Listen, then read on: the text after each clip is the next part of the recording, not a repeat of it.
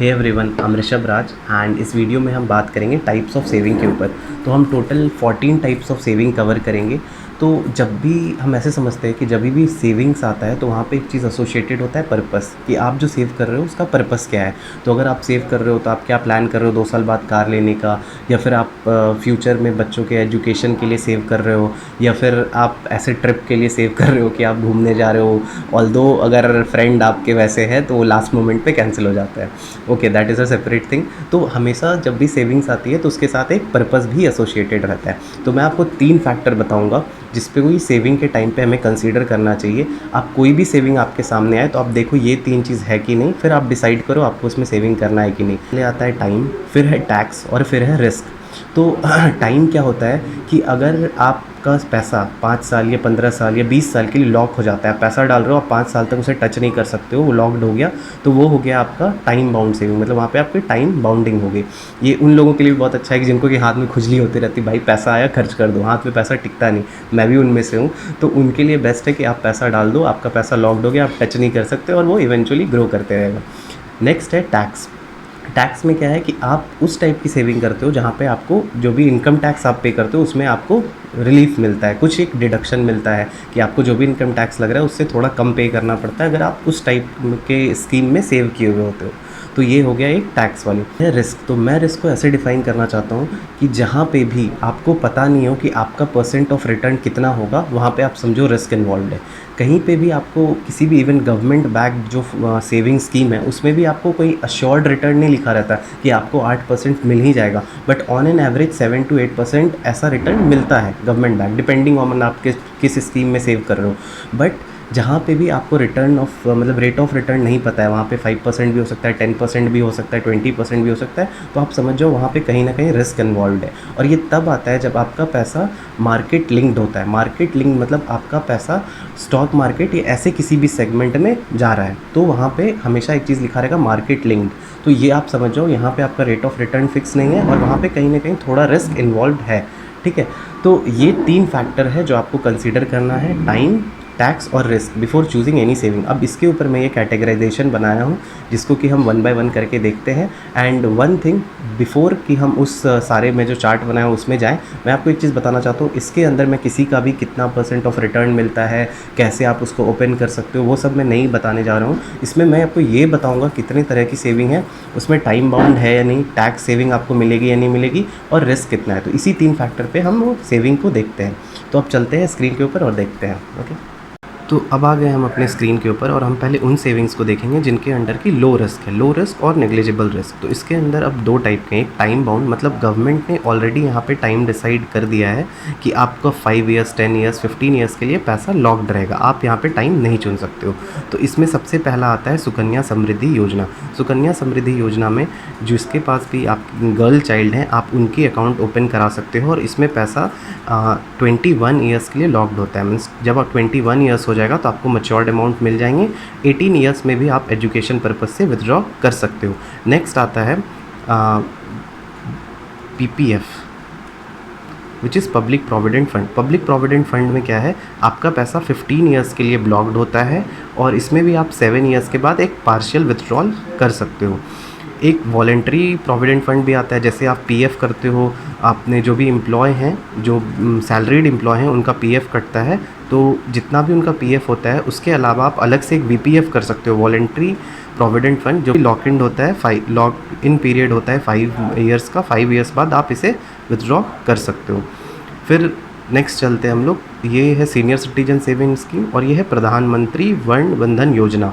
इस दोनों में क्या है, इसमें 5 ईयर्स की लॉक इन होती है, इसमें 10 ईयर्स की लॉक इन होती है। ये LIC के द्वारा किया हुआ इनिशिएटिव है और ये गवर्नमेंट का इनिशिएटिव है, जिसमें भी ये दोनों ही हमारा जो है वो एक सीनियर सिटीजन के लिए है। अगर आपका 60 ईयर्स हो गया है उसके बाद आप इसमें 15 लाख तक की इन्वेस्टमेंट कर सकते हो दोनों में, और आपको एक regular source of income in the form of pension मिलते रहेगा। तो ये सीनियर सिटीज़न के पर्सपेक्टिव से बताया गया था ताकि उन्हें एक रेगुलर सोर्स ऑफ इनकम मिलते रहे। इसके बाद हमारे पास है किसान विकास पत्र। ये थोड़ा इंटरेस्टिंग है, इसमें आपका पैसा ऑलमोस्ट 24 मंथ में इसमें आपका पैसा डबल हो जाता है, 10 ईयर्स एंड 4 मंथ में। इतने दिन के लिए ये लॉक्ड भी रहता है। फिर आता है एक RBI बॉन्ड, यहाँ पे आपका पैसा जो लॉक्ड होता है वो 7 ईयर्स के लिए होता है ठीक है।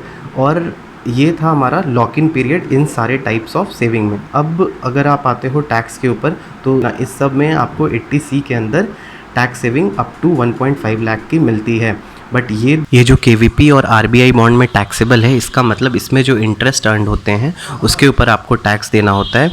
ये एज सच आपको इनकम टैक्स डिडक्शन में काम नहीं आता है। मे बी कुछ टाइप ऑफ आरबीआई बॉन्ड होते हैं जो शायद डिडक्शन में आते हैं, बट वो अलग से जब हम बॉन्ड के ऊपर वीडियो बनाएंगे तो उसमें देखेंगे।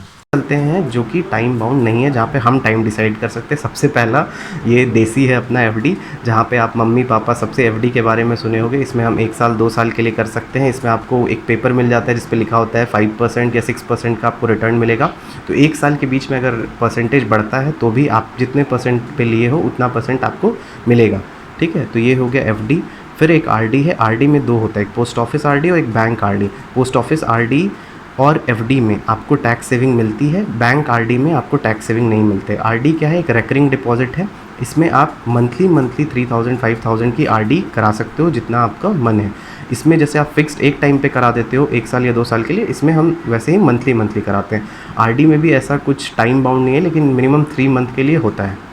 तो ये एक सेविंग अंडर लो रिस्क है, जिसमें आपने देखा टाइम बाउंड जहाँ पे गवर्नमेंट है और जहाँ पे हम टाइम डिसाइड कर सकते हैं, और ये जहाँ पे भी हमारे पास टैक्स सेविंग है। ओके, तो अब हम उन टाइप ऑफ सेविंग स्कीम के बारे में बात करेंगे जहाँ पे रिस्क इन्वॉल्व होता है। मीन्स परसेंट ऑफ रिटर्न यहाँ पे डिसाइड नहीं होता, ये वैरी कर सकता है एज़ पर मार्केट। इसमें भी पहले आएंगे टाइम बाउंड के ऊपर। तो इसमें सबसे पहले है एक एनपीएस। एनपीएस क्या होता है? इसमें आपको 60 ईयर्स तक, अभी से आप 60 ईयर्स तक इसमें पैसे डालते रहोगे, मैक्सिमम 50,000 ईयरली, और 60 ईयर्स के बाद इसका कुछ पैसा आपको मिल जाता है और कुछ पैसा आपका पेंशन के फॉर्म में मिलता है। तो यहाँ पे ये टाइम बाउंड होता है।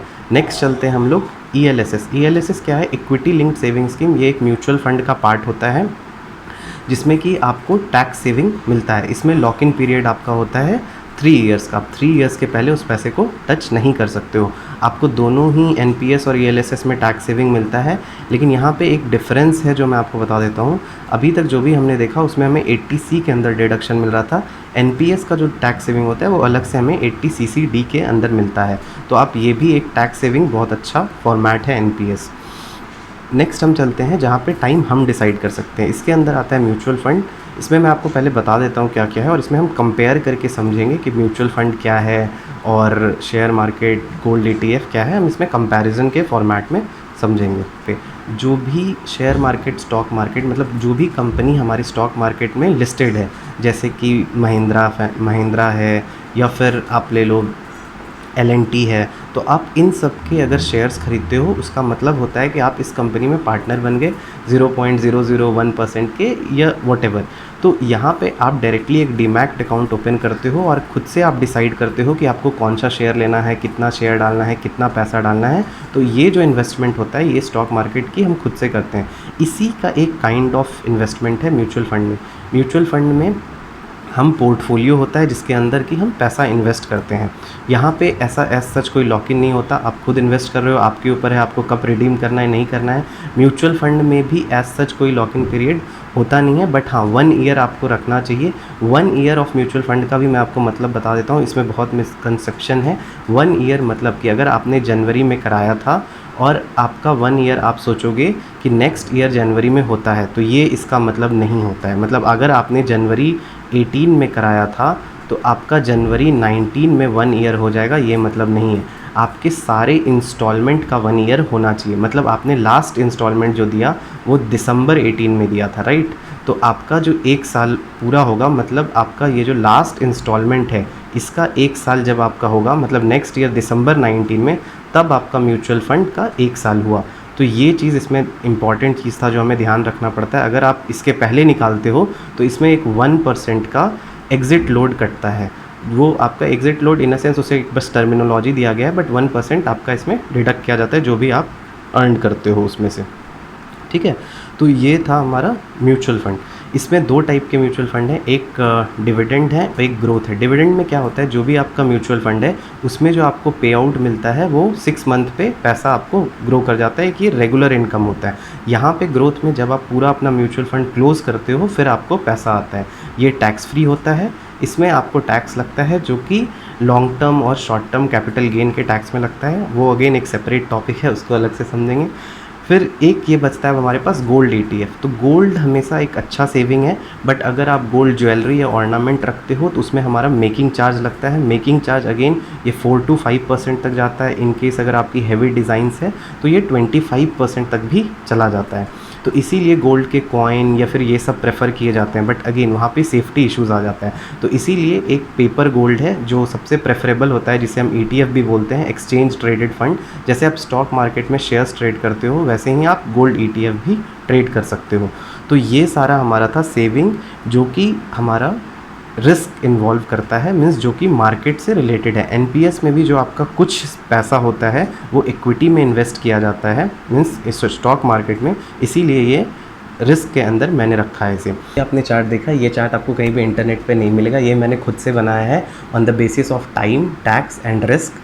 एंड ये आपको हेल्प करेगा लॉन्ग टर्म में भी कि आपको कौन सा टाइप का सेविंग आपको ऑप्ट करना चाहिए इस पर्पस के ऊपर। तो अगर आपको ये वीडियो अच्छा लगा हो तो सब्सक्राइब कीजिए मेरे चैनल को और प्रेस कीजिए नोटिफिकेशन बेल को, ये मेरे वीडियो की नोटिफिकेशन आप तक पहुँचेगी। That's it for today's videos guys, thank you, bye bye.